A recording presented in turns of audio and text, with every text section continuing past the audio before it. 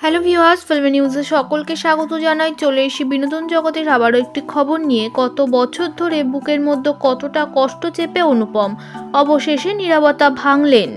কিচ্ছু বলেননি তিনি। প্রাক্তন স্ত্রী পিয়া চক্রবর্তীর নতুন করে জীবন গোছানোর খবর সামনে আসার পর থেকে মিডিয়ার ফোন ধরছেন ঠিকই, তবে মুখ খোলেননি। প্রতিক্রিয়া জানতে চাওয়া হলেই বলেছেন একটাই কথা, এ নিয়ে কিচ্ছু বলতে চান না।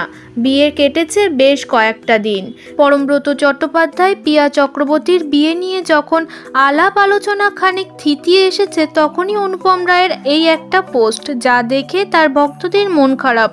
প্রশ্ন উঠেছে, নেহাতি পোস্ট নাকি ভেতরে লুকিয়ে রয়েছে এক গভীর অর্থ।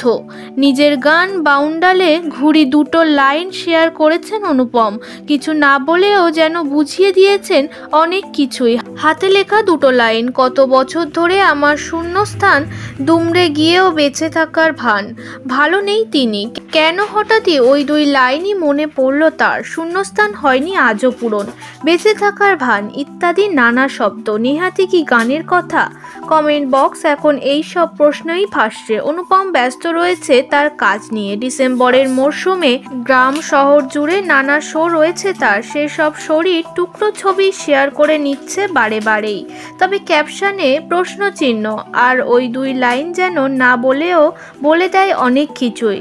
অন্তত তেমনটাই মনে করছেন নেটিজেনরা। গত 27শে ডিসেম্বর প্রিয়জনদের সঙ্গে নিয়ে বিয়ে সেরেছেন পরম ও পিয়া। ইন্ডাস্ট্রি থেকে সেভাবে কাউকেই আমন্ত্রণ জানায়নি, তবে আগামী 24শে ডিসেম্বর এক রিসেপশনের পরিকল্পনা করেছেন এই জুটি। সেখানে অবশ্য হাজির থাকবেন ইন্ডাস্ট্রি থেকে অনেকেই।